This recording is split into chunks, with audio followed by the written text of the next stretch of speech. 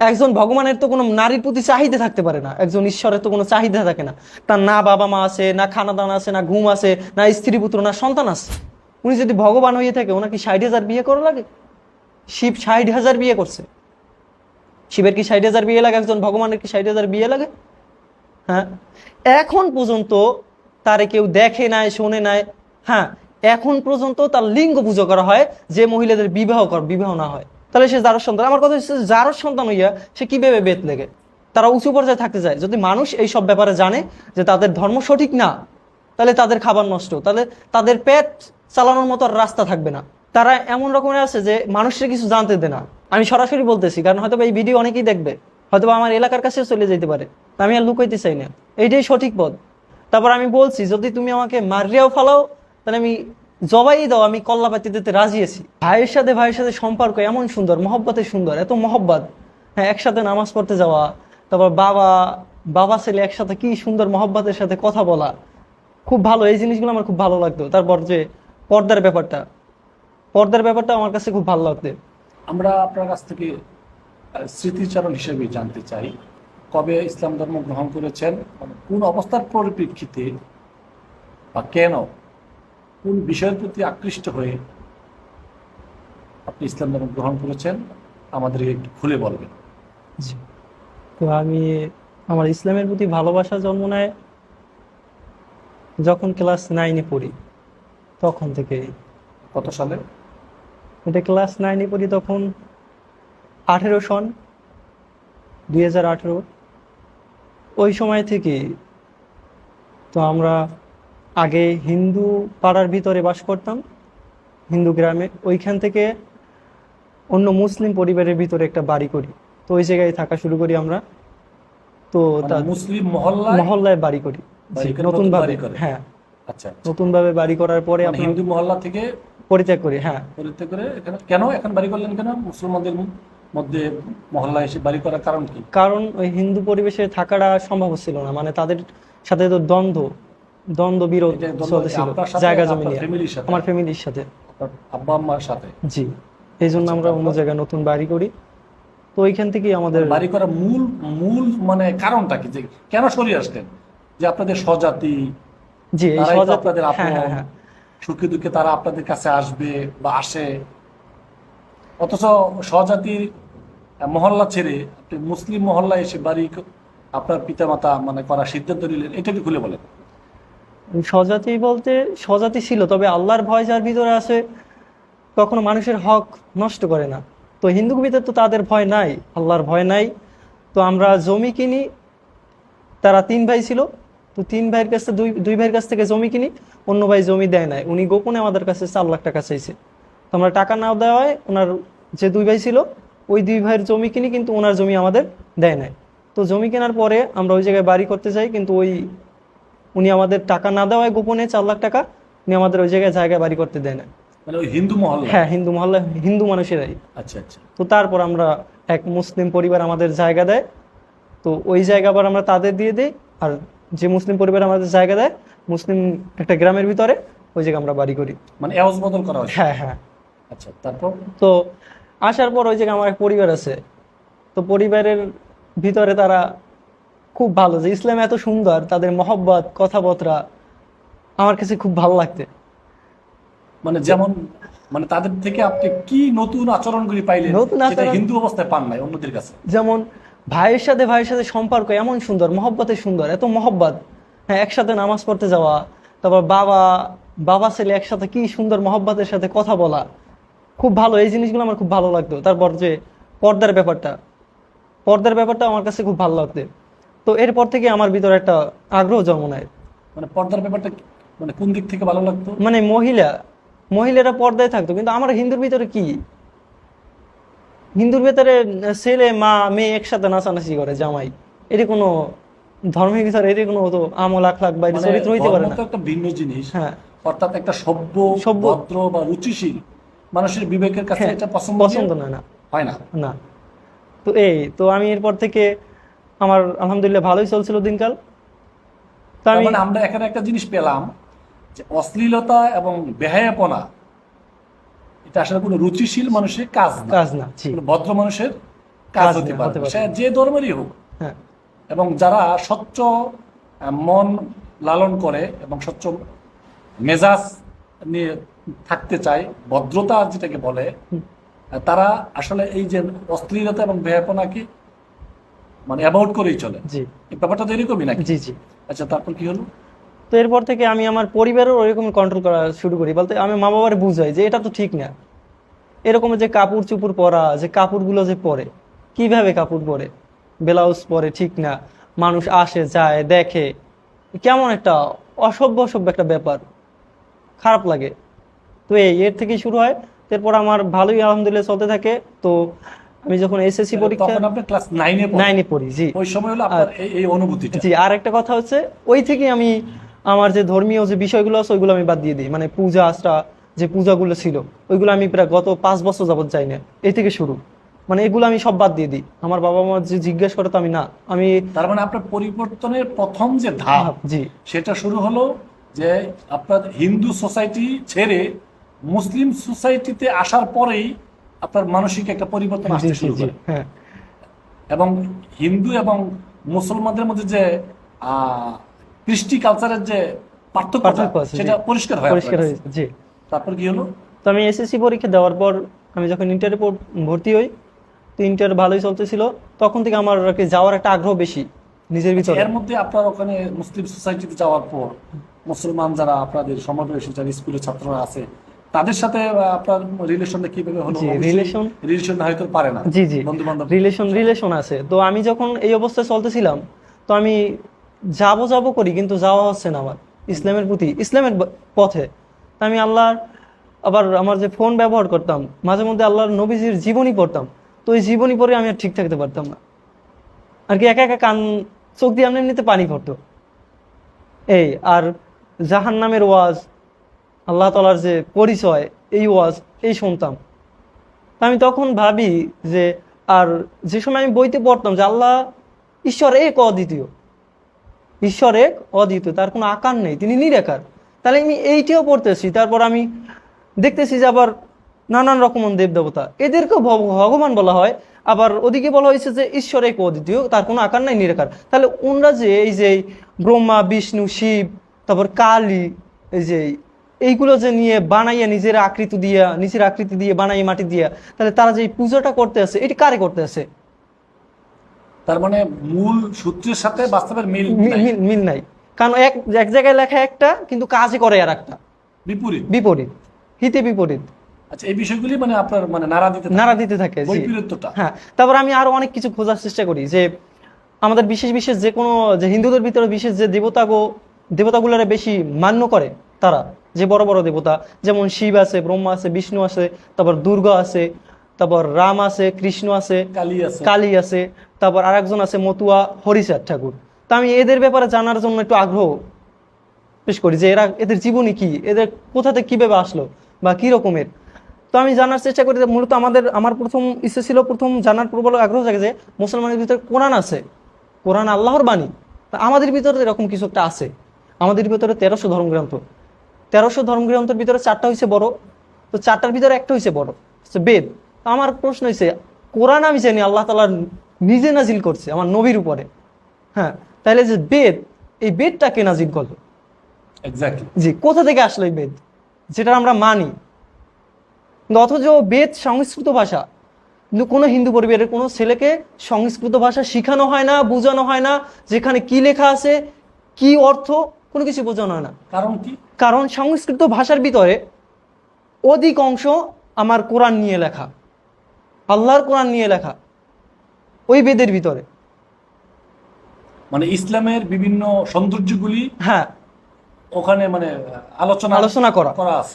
কারণ এই জন্যই তারা তাদের হিন্দু ছেলেদের পরিকল্পিতভাবে করা হচ্ছে, পরিকল্পিতভাবে। জি, অবশ্যই, কারণ আমি হিন্দুরা যেন আসল পরিচয় ব্যাপারে না জানতে পারে। হ্যাঁ, আর এর মূলে যারা আছে ব্রাহ্মণ, যাদেরকে আমরা বলি, যা সমাজের উচ্চ পর্যায়ে থাকে যারা ব্রাহ্মণ, মূলত এর পিছনে এরা বেশি একটু ঘাটাঘাটি করে। কারণ তারা এমন রকমের আছে যে মানুষের কিছু জানতে দেয় না, তারা উঁচু পর্যায়ে থাকতে চায়। যদি মানুষ এই সব ব্যাপারে জানে যে তাদের ধর্ম সঠিক না, তাহলে তাদের খাবার নষ্ট, তাহলে তাদের পেট চালানোর মতো রাস্তা থাকবে না।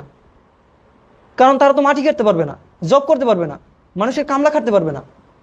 তারা এই জিনিস চাপা রাখিয়া তারপরে এই ধর্মটা এরকমের বিকৃষ্ট করছে।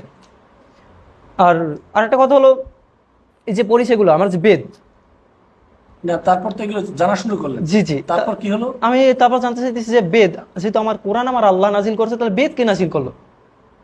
যখন আমি বেদ সম্পর্কে জানতে চাইলাম, তখন আমি দেখতেছি বেদ লেখছে ব্যাসদেব, যে একজন মানুষ। ব্যাসদেব তার মানে বেদ একজন মানুষ মানুষ লিখছে, এটা কোনো ঐশী গ্রন্থ না। না।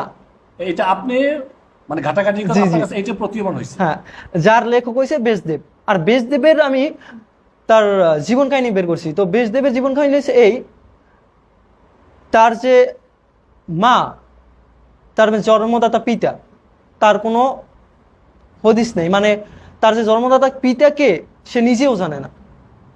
তার মানে সে যারর সন্তান, তার মাও জানে না, সেও জানে না, তাহলে সে যারর সন্তান।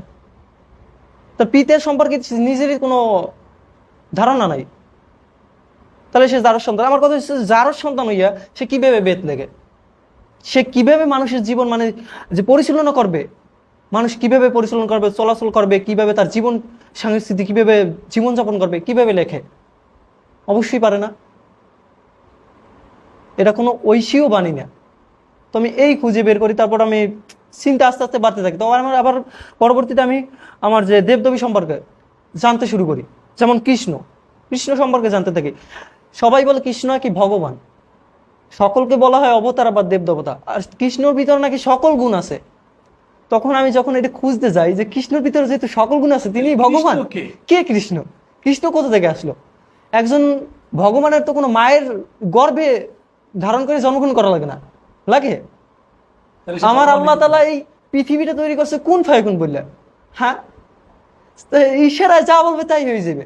তাহলে একজন ভগবানের তো, একজন আল্লাহর তো কোনো মায়ের গর্ভে জন্মলাভ করার কোনো প্রশ্নই আসে তাহলে না। সে পরনির্ভরশীল। হ্যাঁ, কিভাবে? তাহলে তার মাকে জন্ম দেওয়া লাগে আরেকজন। হ্যাঁ, তার মাকে আরেকজন জন্ম আরেকজন দিতে জন্ম হবে। দেওয়া লাগে। তো তারপর আমি আরো জানতে থাকি যে কৃষ্ণ সম্পর্কে। কৃষ্ণ জন্মগ্রহণ করার পর ওনার ভিতরে নাকি সবগুলো গুণ থাকার কারণে ওনাকে ভগবান বলা হয়। তা আমি ওনার গুণ খুঁজতে থাকি। গুণ খুঁজতে গিয়ে আমি যা দেখি ওনার ভিতরে ভালো গুণ কিছু নাই, সব খারাপ গুণ। কারণ কৃষ্ণ তার নিজ মামি মানে মামার বউ যে স্ত্রী, ওনার সাথে জেনা করে। একজন ভগবানের চরিত্র কখনো এটা হতে পারে না, না, কখনই না। তারপর যে বর্তমান যে সমাজ যে জেনা, যে ছেলে মেয়ের যে এই যে এখন যে ব্যাপারটা বললেন, এটা কি আপনি কোনো মানে দলিল আছে যে কার সাথে কি করছে? অবশ্যই অহরহ অহরহ এইগুলো তারাও দেখে, সিনেমা বানাইয়া। না না না, ওই যে মানে খ্রিস্টের যে ব্যাপারটা যে কার সাথে কি করছে, জি জি জি। এই যে করছে যে এটা পাইলেন কোথায়? কেন? ওই যে বেদে লেখা আছে, ও আচ্ছা আচ্ছা। বেদে লেখা আছে। তারপর যে কৃষ্ণ তার স্ত্রী রাধা যাকে বলা হয়, উনি ওনার সাথে পালিয়ে পালিয়ে বনের ভিতরে লীলা করে, মানে প্রেম করে। একজন ভগবানের তো কোনো নারীর প্রতি চাহিদা থাকতে পারে না, একজন ঈশ্বরের তো কোনো চাহিদা থাকে না। তার না বাবা মা আছে, না খানা দানা আছে, না ঘুম আছে, না স্ত্রী পুত্র, না সন্তান আছে। এরকম কোনো চাহিদা থাকতে পারে? তার যৌন চাহিদাও আছে। তো সে কি করে? পালিয়ে পালিয়ে বনের ভিতরে লীলা করে, যাকে লীলা বলা হয়, জেনাকে লীলা বলা হয়। হ্যাঁ, এই কাজ করে। এই যে ভগবানের গুণ, যার ভালো গুণ, যার ভিতরে সব গুণ আছে, এই জন্য তাকে ভগবান বলা হয়।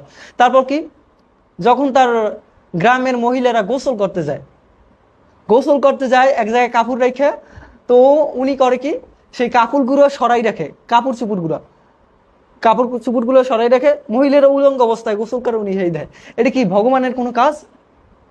এই কি ঘটনা পাইলেন কি যে যেটা বললেন এটা কোথায় আছে? কেন নাই? কৃষ্ণর জীবনীতেও আছে, সব কিছুতে আছে। কিন্তু এইগুলো হিন্দু ধর্মাবলম্বী মানুষ ওরা দেখে, জানে, শোনে, কিন্তু তারপর এগুলো মাথায় নেয় না, বোঝে না। হ্যাঁ, তারপর শিবের কথা বলেন, শিবের অনেকে মহাদেব বলে। এই শিব দিয়ে আমরা কি বুঝি? শিব কেন যে এইগুলো মানুষ মাথায় নেয় না? উনারা যদি ভগবান বলে, উনি যদি ভগবান হয়ে থাকে, ওনার কি 60,000 বিয়ে করা লাগে? শিব 60,000 বিয়ে করছে। শিবের কি 60,000 বিয়ে লাগে? একজন ভগবানের কি 60,000 বিয়ে লাগে? হ্যাঁ, এখন পর্যন্ত তারে কেউ দেখে নাই, শোনে নাই। হ্যাঁ, এখন পর্যন্ত তার লিঙ্গ পুজো করা হয়, যে মহিলাদের বিবাহ না হয়। কোনো ভগবানের লিঙ্গ পূজা করে, হ্যাঁ, এটা তাদের ধর্ম। তারপর কি হলো এগুলি যখন পড়াশোনা করলেন? তো এই আমি সবকিছু প্রায় সব দেবতা সম্পর্কে, যে বড় বড় দেবতা আছে এদের সম্পর্কে জানাশোনা মানে জানি, কিন্তু সবার জীবনে বললে তো হয়তো বা অনেক সময় লাগবে, এই জন্য আমি বলতেছি না। তো এ জানার পর আমার ভিতর আরো আগ্রহ জাগে যাওয়ার জন্য, কিন্তু আমার পরিবার খুবই অসচ্ছল, অত সচ্ছল না। আমি পড়ুয়া অবস্থায় আমার পরিবার আমি মানে টাকা পয়সা Help করতেন। হেল্প করতাম, দেওয়ার দিতাম। তো এক পর্যায়ে দেখতেছি যে আমার পরিবার খুবই খারাপ অবস্থা, আমি যদি চলে যাই তাহলে তার একেবারে খারাপ অবস্থা হয়ে যাবে।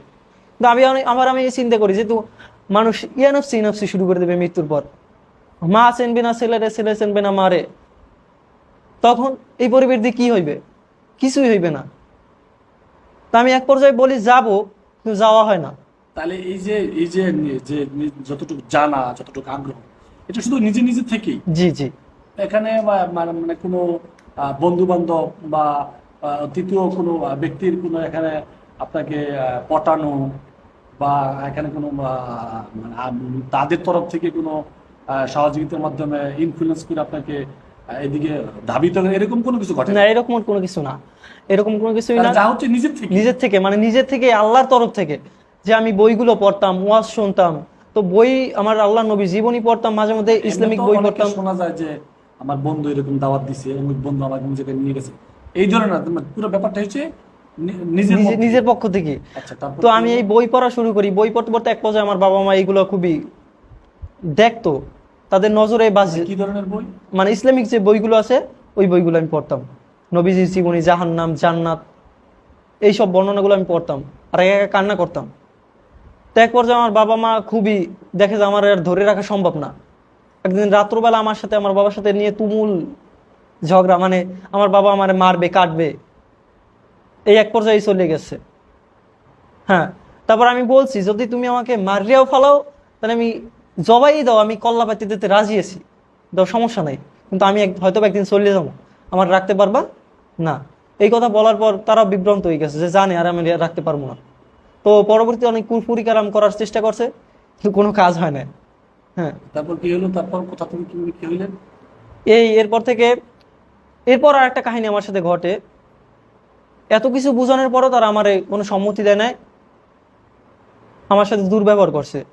তো এরপর রাত্রবেলা হঠাৎ একদিন আমি যে যাবো যাবো বলি ইসলামের পথে, কিন্তু যাওয়া হচ্ছে না অনেকদিন যাবত।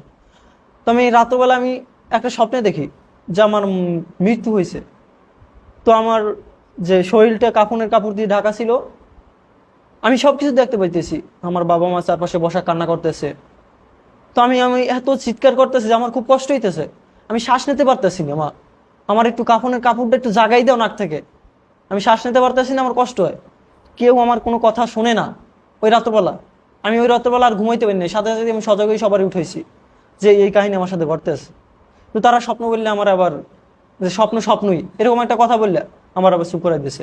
যাক, ভালো কথা।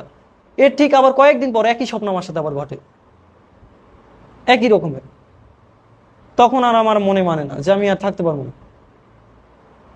কারণ আমি মারা গেলে সারা জীবনের জন্য জাহান্নামী। তো আমি যে যাব এরকম কোনো কারোর সাথে কোনো সম্পর্ক নেই, যে কারোর সাথে বললে যে যাবো এই পথে বা কিছু, এরকম কারোর সাথে সম্পর্ক নেই। তো তারপর আমি যখন ইন্টারে পড়ি অবস্থায় আমার এক বন্ধু ছিল। তো বন্ধু ছিল, ওর নাম হচ্ছে তহিদুল ইসলাম। ও খুব ভালো ছিল, মানে ইন্টারে পড়া জেনার পড়ে হইলেও লেবাসধারী ছিল, সুন্নতি লেবাস পড়তো। তো খুব ভালো ছিল, নামাজ পড়তো 5 ওয়াক্ত। ওর সাথে আমার সম্পর্ক হয়। তোরা আমি সবকিছু খুললে বলি, তো আমারে খুলে বলার পর ইমাম সাহেবের কাছে এইসব ঘটনা বলে। তো এই বলতেছে ভাই দেখো, হয়তোবা আল্লাহর তরফ থেকে ওনারে হয়তো সতর্ক করা হইতেছে। হ্যাঁ, তো আমার বন্ধুর এইসব ঘটনা ঘটার পর আমার ইন্টার পরীক্ষা শেষ হয়। শেষ হওয়ার পর আমার বন্ধুরে একদিন বলি যে আমি হ্যাঁ চলে যাবো, তুমি একটা সময় নির্ধারণ করো। তারপর ও একটা সময় নির্ধারণ করলে আমাদের যে কোরআন শিক্ষা বোর্ডে ফয়েজি সাহেব, ওনার জামাতা, ওনার কাছে নিয়ে গেছে আমারে দেখা করাইতে। তো দেখা করাইতে নিয়ে যাওয়ার পর উনি সকল কথাবার্তা শুনছে যে আমি কিসের জন্য যাইতে চাই বা কি। এই শোনার পরে তো উনি আমারে কোর্টে নিয়ে গেছে, বরিশাল কোর্টে নিয়ে যাওয়ার পর ওই জায়গায় আমি তাড়াতেই মুসলিম হই। তবে আরেকটা সুসংবাদ হলো, আমি ওই সময় খুব আমার কষ্ট হয়েছিল যে আল্লাহ আমি চলে যাইতেছি সবকিছু ছাড়িয়া। হ্যাঁ, তো তারপর মানে আমার কি অবস্থা কি অবস্থা হবে, এরকম একটা পরিস্থিতি। কিন্তু আল্লাহ তাআলা ওই সময় আমার সাথে সাথে আরো একটা পরিবার একই সাথে আমার সামনে মুসলিম হয়ে গেছে। আমার যে আত্মবিশ্বাস আর সাহস আরো আমার বাড়িয়ে গেছে।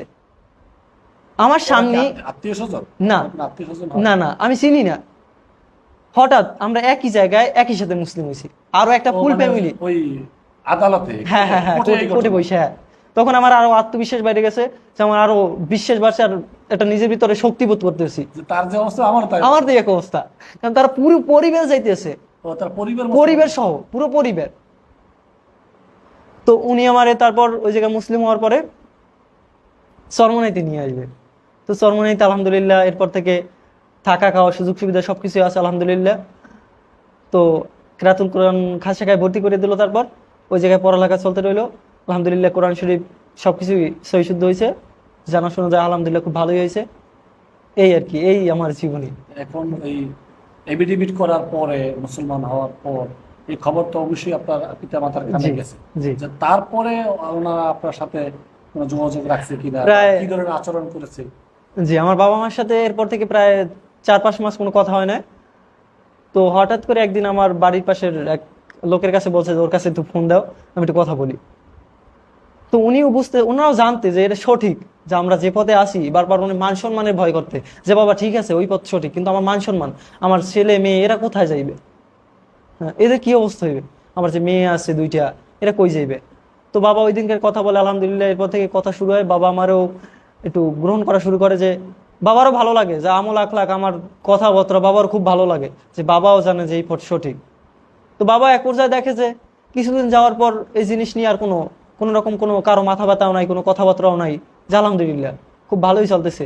তো আমার বাবা আলহামদুলিল্লাহ একটা সুখের সংবাদ, মানে এই যে আমার বাবা বুঝতে পারছে যে এই ধর্ম সঠিক।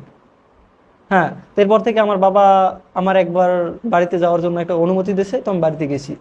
তো বাড়িতে যাওয়ার পর বাবা আমার কোনো রকম কোনো খারাপ কোনো রকম মন্তব্য করে নাই আলহামদুলিল্লাহ। বাবা বলতেছে যা, তোর যেটা ভালো মনে হয়েছে ওইটাই করছো, তুই ভালো বোঝো, হ্যাঁ সঠিক পথ তুই বাছে এনেছো, হ্যাঁ তোর আল্লাহ ভালো রাখুক। এই আর বড় কথা হয়েছে যে আমার বাবা মা এখন ইসলামের প্রতি তার আকৃষ্ট আমার থেকেও বেশি। মানে এখনো কালেমা গ্রহণ কি পড়ছে? কালেমা গ্রহণ করছে বলতে এটা আমাদের ভিতরে, অন্য কেউ জানে না, কারণ কেউই জানে না। আর আমার বাড়ির পাশে অনেক লোকজন আছে, এই জন্য আমি চাইতেছি তাদের নিয়ে আসতে।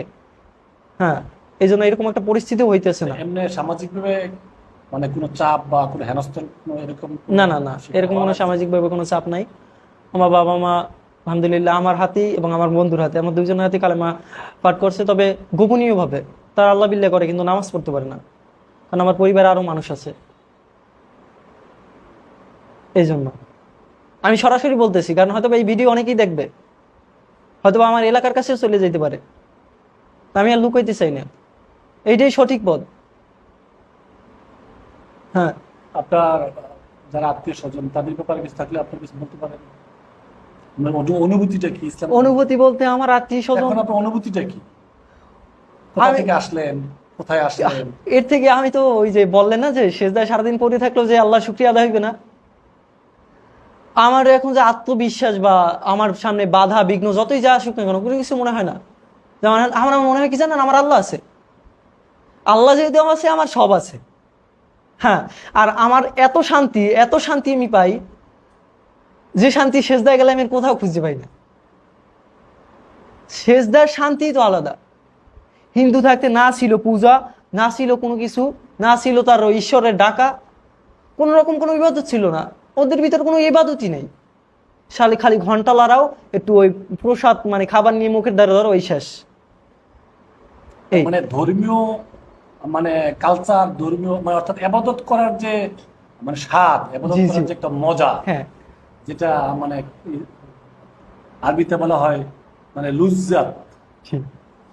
মানে তাহলে আপনারা বলতে চান কি যে আগে যে আবাদতগুলি করা হইতো মূর্তির সামনে বা ওই কালচারের আর ইসলামী যে কালচারের মধ্যে পার্থক্যটা আপনি কি বুঝাতে চাচ্ছেন? বুঝাতে চাচ্ছি যে ওইটির ভিতরে কোনো শান্তিই নাই, ইবাদত যেমন আমরা ইসলামের ভিতরে দেখি যে আলহামদুলিল্লাহ, সুবহানাল্লাহ, সুবহানাল্লাহ বলে নাকি আল্লাহ আসমানে যত ফাঁকা জায়গা আছে আসমান জমিনের ভিতরে অত পরিমাণ নেকি দেয়। কিন্তু আমি যদি সারাদিনও ঘন্টা লড়াইতাম, সারাদিনে যদি ঈশ্বর ঈশ্বর করতাম, তাতে আমার একটা নেকিও হইতো না। না কেন ওই হিন্দু ধর্মে কি এরকম কিছু এরকম কিছু নাই, কোনো নেকি সম্পর্কে কোনো কথা নাই, কোনো সব সম্পর্কে কোনো কথা নাই। হ্যাঁ, মানে তুমি এই কাজটা করলে এরকম কল্যাণ হবে, হ্যাঁ, এরকম এত সওয়াব বা এত কিছু, এরকম এত নেকি হইবে, এরকম কোনো কিছু নাই। তাহলে আমি করবো কেন এটা? আমার কথাই তো, আমি যে স্বাদ পাবো, আমি মাওলার নাম যে নিব, আমার আল্লাহর যে নাম নিব, আল্লাহর নাম নিলে তো আমারই লাভ, এতে আল্লাহর কোনো লাভও না ক্ষতিও না, আমারই লাভ। কারণ আমি যে নেবো, আল্লাহ আমার জন্য এত কিছু অফার দিয়ে রাখছে যে তুমি নামাজ পড়ো, 5 ওয়াক্ত নামাজ পড়ো, তুমি এত নেকি পাবা। তোমার নেকি এত ভারী হইলে আর যদি পাপের বোঝা কম হয় তাহলে তুমি জান্নাতি। কিন্তু এরকমের ওই জায়গায় কোনো কথা নাই যে আমি কোনো নেকি, বয়ান নাই। না, কোনো এরকম কোনো বয়ান নাই। আর যে তাহলে আমরা তো দেখছি যে এখন তো ইউটিউবের খাতিরে দেখা যায় বিভিন্ন সময় হিন্দু মানে পণ্ডিত যারা বা ঠাকুর যারা আছেন, জি, ওনারা মানে এখন মুসলমানদের মতোই মানে ওয়াজের মতো বিভিন্ন অনুষ্ঠান করে। জি, হ্যাঁ, তাহলে ওনাদের এই যে বয়ানের মানে মাকসাদটা কি, বয়ানের উদ্দেশ্যটা কি, বয়ানের মাধ্যমে মানুষকে মানে কিভাবে উদ্বুদ্ধ করতে চান ধর্মের প্রতি? এই বিষয়টা যদি বলি আমি, তাদের বয়ান কি, আমি যে বলি ওই যে হরিশের ঠাকুর আছে যারা মানে মতুয়া সম্প্রদায়, আবার যে কৃষ্ণ সম্প্রদায় যারা মানে, তো আমি যদি বলি তারা কিভাবে ইবাদত করে, শুধু সারাদিন কৃষ্ণ কৃষ্ণ কৃষ্ণ, হরে হরে হরে, এই কথা বললে ইবাদত করে। এটা কোনো ইবাদত হইতে পারে না।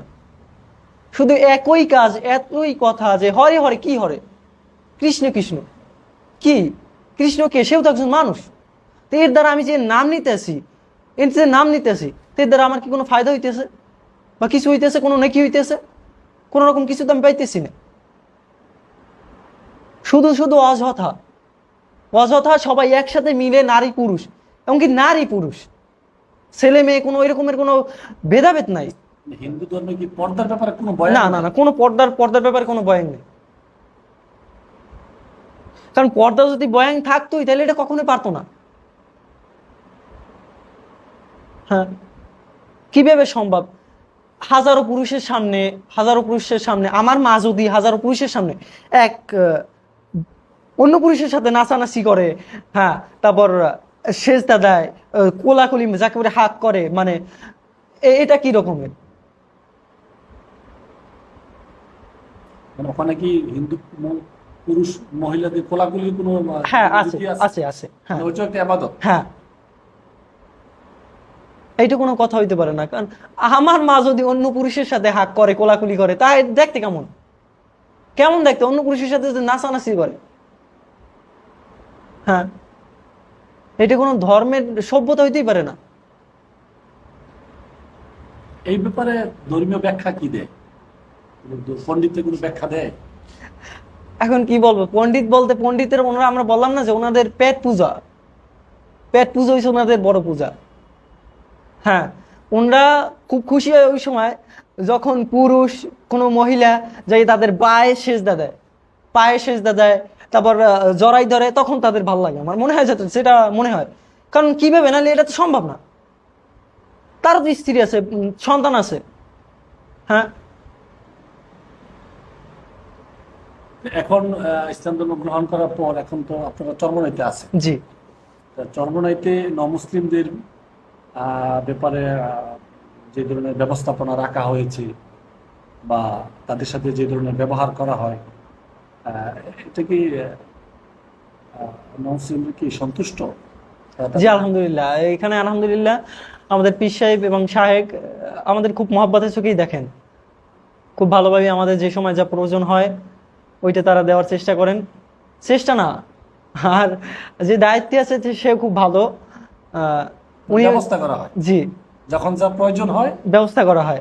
ব্যবস্থা করা শায়েকদের তরফ থেকে। জি, জি, আলহামদুলিল্লাহ। প্রতি মাসেও কিছু টাকা দেওয়া হয় হাত খরচের জন্য, এবং পড়ালেখার খরচ, খানা দানা সবকিছু তাদের পক্ষ থেকে। জি, চিকিৎসা, কাপড় চোপড় সবকিছু প্রতি মাসিক একটা খরচ দেওয়াই হয়। তারপরও প্রতি মাসে আমাদের একটা যেমন আমাদের আসবাবপত্র জিনিস লাগে, এটাও আমাদের প্রতি মাসে দেওয়া হয় এক পর্যায়ে। আলহামদুলিল্লাহ, জি, জি, নিত্য প্রয়োজনীয়গুলো প্রতি মাসে দেওয়া হয়। আলহামদুলিল্লাহ, এক পর্যায়ে আমরা খুব ভালো আছি, আর খুব ভালোই শান্তি, শান্তি বলতে এর থেকে আর শান্তি হইতে পারে না। কারণ খুব শান্তি লাগে যে এখন মৃত্যু হইলেও। তাহলে এখন আপনি তো ইসলাম ধর্ম গ্রহণ করলেন, ইসলামের ছায়াতলে আসছেন, জি আপনার অনুভূতি ব্যক্ত করলেন। আমাদের যে সমস্ত মুসলমান ভাইরা মুসলমান হওয়া সত্ত্বেও জি ইসলামের উপর পরিপূর্ণ নাই, এই ব্যাপারে আপনার কোনো মেসেজ আছে? ইসলাম পুরোপুরি আমল করে না, মানে না, তাদের ব্যাপারে আপনার কোনো মেসেজ আছে? মেসেজ নসিহত বলতে, আছে কি? নসিহত বলতে আমি বলবো এইটাই ভাই, যারা ইসলাম ধর্মে না আছেন এবং আপনাদের বড় পাওয়া হচ্ছে একজন আপনি মুসলমান। হ্যাঁ, আল্লাহ তাআলা বলেন যে, নবীজি বলেন যে সারা দুনিয়াও যদি বিক্রি করে দেওয়া হয় তারপর একজন মুসলমানের সমতুল্য দাম হবে না। একজন মুসলমানের এত পরিমাণে দাম। আর এটা জানার পরও যদি কোনো মুসলমান আমল না করে, পাঁচ ওয়াক্ত নামাজ না পড়ে এবং নবীর সুন্নত আঁকড়াই না ধরে, তাহলে কিভাবে সম্ভব? এটাকে মুসলমান বলা হয় না। আমার মনে হয় উচিত, সবারই উচিত যে ইসলামের পথে থাকা, পাঁচ ওয়াক্ত নামাজ পড়া। কোন পাঁচ ওয়াক্ত নামাজ তো পড়ো, পাঁচ ওয়াক্ত নামাজ পড়া এইটা উচিত। কারণ যুব সমাজ ধ্বংস হয়ে যাইতেছে, অশ্লীলতা বাইরে গেছে এই কারণে। আর বড় কথা হচ্ছে এখন ইসলামিক যে শিক্ষা দীক্ষা, এই জিনিসটাও পারিবারিক থেকে দেওয়া হচ্ছে না।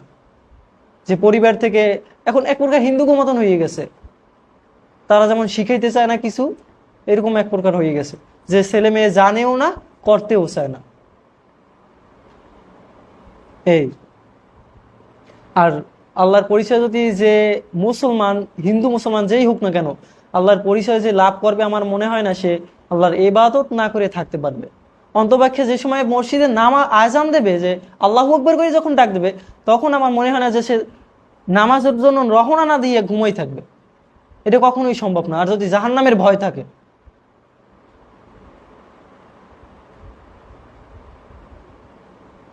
এই আর কি। আলহামদুলিল্লাহ, মানে জীবনের অনেকগুলি ধাপ জি পার হয়ে গেল আর কি। আল্লাহ তাআলা আমাকে এবং আমাদের সবাইকে আল্লাহ দিনের জন্য যেন কবুল করেন। আল্লাহ তাআলার খাস বান্দা হিসেবে আপনি আমাদের জন্য কবুল করেন। জি এটাই আজকে আমাদের প্রোগ্রামের শেষ কামনা। আমরাও যেন আল্লাহ তাআলার পরিপূর্ণ পরিচয় লাভ করে, আল্লাহ রসুলের পরিপূর্ণ সুন্নতের উপর আমল করে আমরা যেন গুণমুক্ত জীবন করে, ইমানকে মজবুত করে দুনিয়া থেকে বিদায় হতে পারি, এই কামনা করি। সবার কাছে দোয়া চেয়ে আজকের মতো আমরা এখানে বিদায় নিলাম।